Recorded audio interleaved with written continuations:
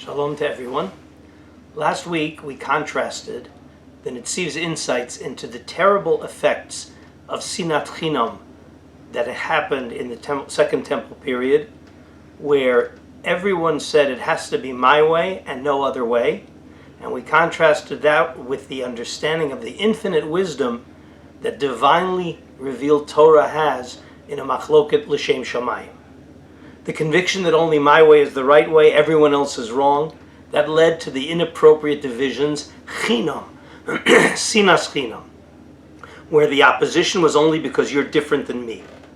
We need a better understanding of how machloket l'shem shamayim can be a model of Jewish diversity rather than Jewish disintegration. So the Gemara in Kedushin, Lamed Amud Beis 30b, darshans a pasuk and comes up with the following lesson.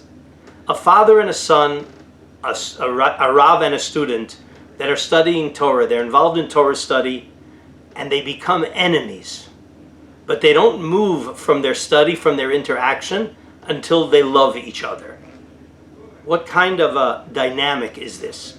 So two people engaged in a struggle to understand Hashem's infinite wisdom, so they have to realize that no one person can have a full understanding of the totality of infinite Torah. If we present each other with conflicting understandings, so the opening position is one of difference. Each one tries to convince the other that his perspective is correct.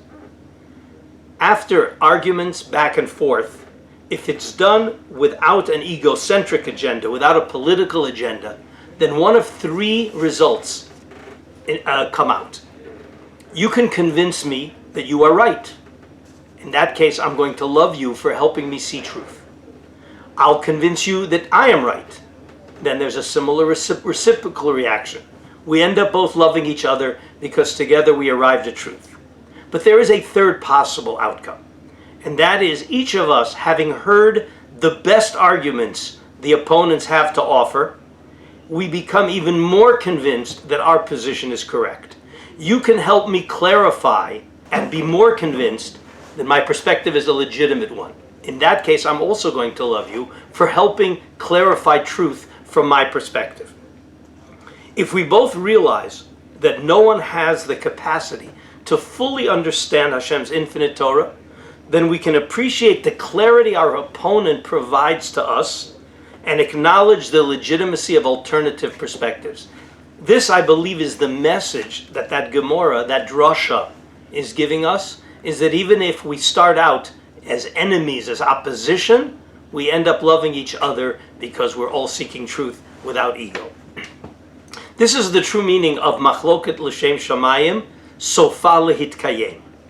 Hillel and Shammai had serious halachic disagreements, yet there was a bond and a respect and a love that they had for each other. This is the real message of a very famous but very misunderstood Shla HaKadosh in a Kabbalistic lesson.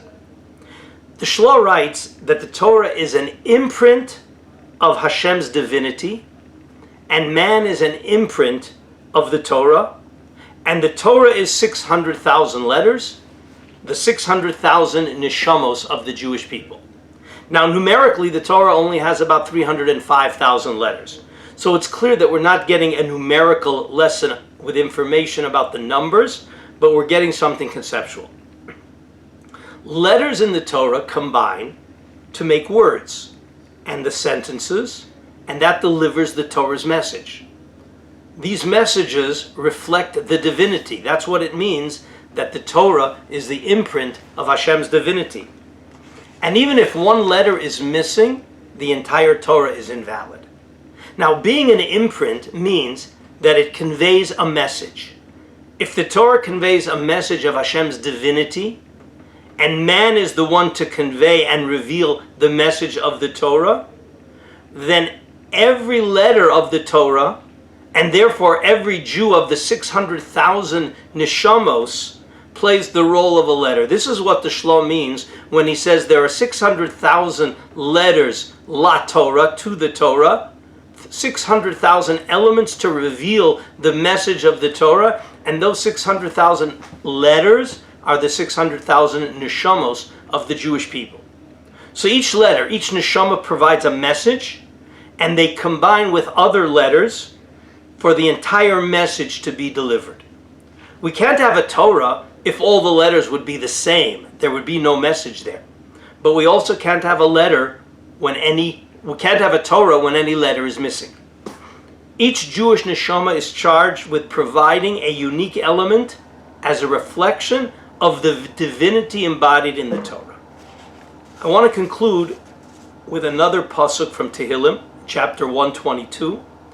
A famous pasuk, it's a song, and it's going to teach us a secret about Yerushalayim, a secret that we must know if we're going to properly mourn the destruction of Yerushalayim and work for its rebuilding. The pasuk is Yerushalayim habenuyah ki'ir shechubra lo yachdav shesham olu shivteka. Yerushalayim, the built, is as a city that is united. Says the Medrash, Ir, it is a city she'ose kol Yisrael chaverim. Ir shechubra lo yachdav. It unites the Jewish people.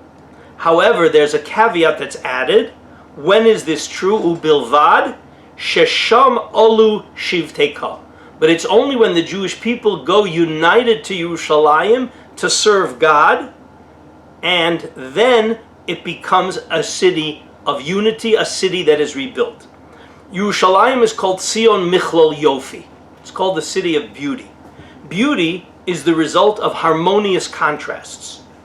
When the diverse Jewish people come together, they join together in the service of Hashem, that is the secret of a united and rebuilt Jerusalem.